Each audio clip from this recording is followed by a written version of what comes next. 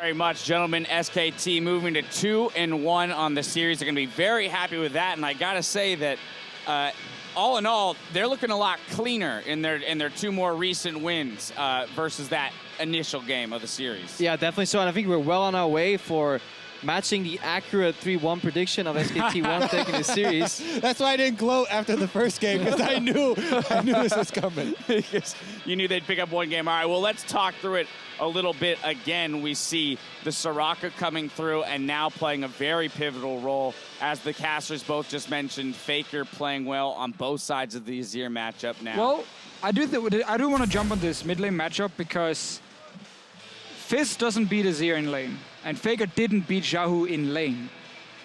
What ends up going wrong for RNG is the fact they want to snowball bot lane with this Leona pick, obviously into the Soraka, and have the Elise coming down early gank, and then win that lane due to early ganking, and then focus mid lane with Elise and Azir to shut down a Fizz. And that actually makes a lot of sense, and you just sacrifice top lane. Except that winning that lane is a lot harder than most people think, right? Yes. Everyone's just like, oh yeah, Soraka, her weakness, just stun her. Gank her, just burn her, easy. Ignite, we're fine now, right? Yeah, Soraka Sivir is against this Leona Jhin matchup is actually very fascinating because there's so many layers to it. Because if you go in as Leona early, you have to press stun early because then otherwise you risk getting into the silence field and then you can no longer proc it. With spell shield, generally what you want to do against the Sivir is you want to go in, fake the auto, she spell shields, then walk next to her. But then with silence field, that's another factor you have to factor in. So we saw Mala try and dance around it. They went a little ham level 1-2. They didn't respect the level 2 hard, trades, the out sustain, but they had some winners opportunity. And at the same time though, Wolf and Bang, I mean, these guys really played not to lose. They never played to win this lane. They could have won this lane by like 20 CS if they like put the foot on the pedal, but they always just avoid losing. Yeah, and that tacks on really well with Fishio's point. The SKT, as we said before, they're not playing to win these lanes, right? They're playing to win the team fights. Both of those bottom lanes bought a lot of pick potential to the mid game, right? We saw the long range initiation from Jhin, combo that into the stun. But the same thing with the Sivir, what SKT are doing multiple times, sitting on a pink ward, everybody's waiting there. You have this Assassin Fizz ready to run in. They pop the Sivir ultimate and immediately get a pick for themselves as well. Yeah. And that mid game, you know, the Fizz not only in other lanes, but also picking people off. You know, let's get the replay because it actually shows exactly where it goes wrong for RNG. Now, this is what SKT have changed and does really well now, is they react a lot. So it's actually a gank that's being set up. You can see the Elise on your minimap moving to top lane. And because there's a double teleport on the side of SKT, they can react to Faker coming in. I don't think you should ever gank this top lane as RNG. This lane is dead for you. Let the poppy loose. Don't try and gank it because you cannot react to this TP. It becomes a 2v2, Faker gets a kill. And what then ends up happening is now the jungler is shown on top side. That means you can't actually play aggressive on bottom side now, and they do it anyway. And the other thing is, after that, sticks around at the minions. They just saw you use your repel. Yeah. You know this dive is going to come. That's the micro mistake. This is the macro mistake. The macro mistake here, and they don't use information very well. RNG sometimes fail to adapt with what information is on the map. When it comes to the bigger map plays, sending your jungler top is the mistake first already, not trying to set it up for a bot gank. We even saw at level 1. They went for a trade where they went super ham, and then 30 seconds later, the Elise shows up, and then it's like, why didn't you guys synchronize this? You know, maybe use your CC together, because then you can get through spell, shield, silence, and a flash, and still generate a kill. And all Leona Jhin need is 1 or 2 kills to start snowballing, because suddenly that sustain from Soraka isn't enough to beat your all-in, regardless of when you choose to go. And those kills need to happen before Fizz can TP in and have an impact in the bottom lane. So when you all in level 2 and use your offensive summoner, then your jungler walks in at level 3, you don't have the same kill pressure suddenly anymore. It's very uncoordinated, and once that bot lane fails to get rolling, suddenly you can't really sit and camp the mid lane either because you're not winning the bot lane anymore, and you will always lose top.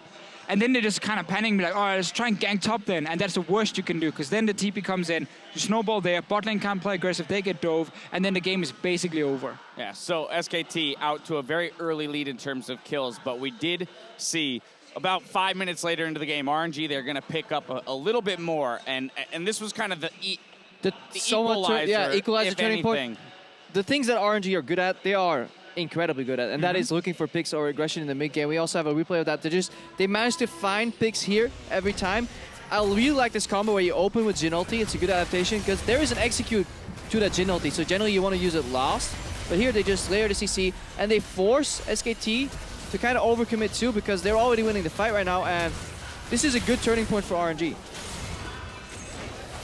Not really sure what Bang was doing in the end. Like, I have no mana, boys. I know my Echo could probably finish the Jhin, but ends up over-chasing, and Fake also missed, of course, This is huge, though, the Azir miss here. This is another point about the individual play, though. You know, Xiaohu had a couple of those instances where his Azir, he did not look comfortable, or, you know, whatever the reason. There were a lot of misplays.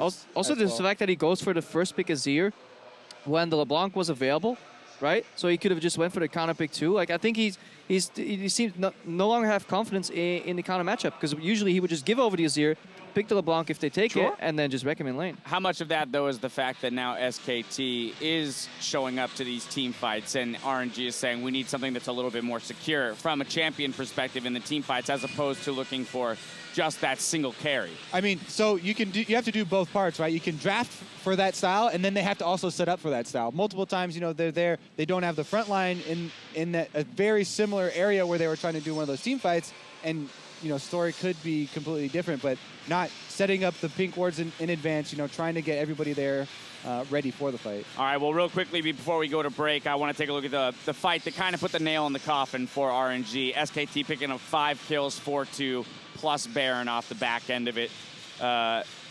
It was close, but it's Mata here just going in and honestly, whiffing everything.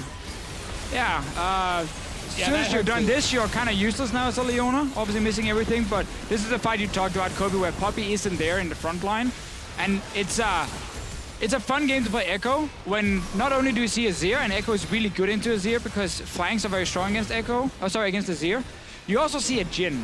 And like, oh, that is gold. And when you have so much mobility in CC versus an AD carry who can't escape, and your team is winning early on, so obviously Duke ends up having a monster game, because he basically got spoon-fed everything. Well, yeah, of course, Duke is finally happy that he doesn't have to be the one taking this matchup on the other foot there, right?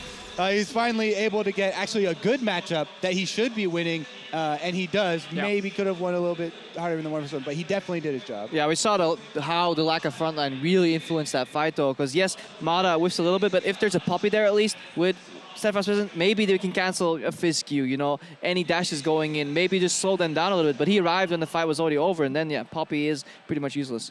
All in all, SKT moved to 2-1. They're going to have brought this series to match point for themselves. We'll be right back to see if RNG can extend this series one more game. We'll be right back here in Shanghai in just a moment. We'll see you soon. I was going to say also about the...